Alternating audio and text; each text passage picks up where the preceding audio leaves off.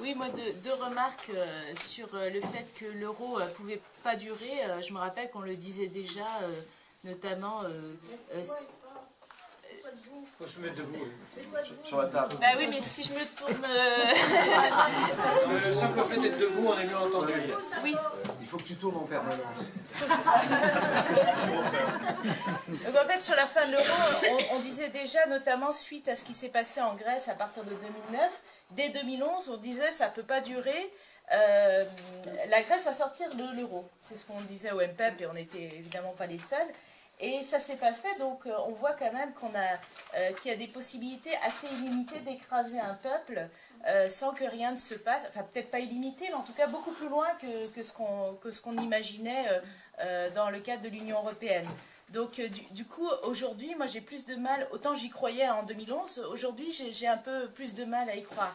Après, il y a un autre élément, c'est que si un pays sortait de l'euro, donc autant dire que tout le monde va sortir, hein, effectivement ce sera un mouvement soit groupé, soit successif.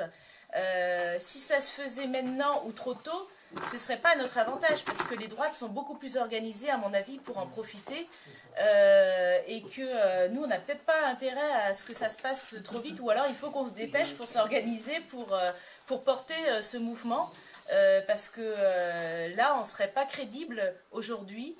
Les gauches un peu partout qui ont promu la sortie de l'euro ne seraient pas crédibles de se mettre sur le mouvement puisqu'elles ont été inaudibles jusqu'à présent. Je vais changer de plan. Moi, c'est par rapport à la similitude des positions de la gauche finalement dans tous ces pays.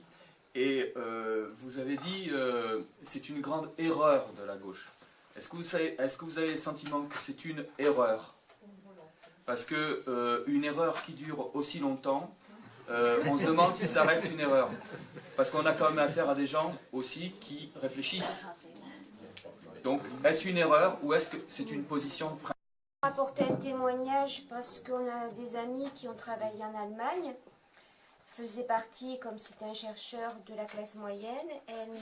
Elle m'a bien confirmé, enfin, elle m'a raconté ce qui s'y passait.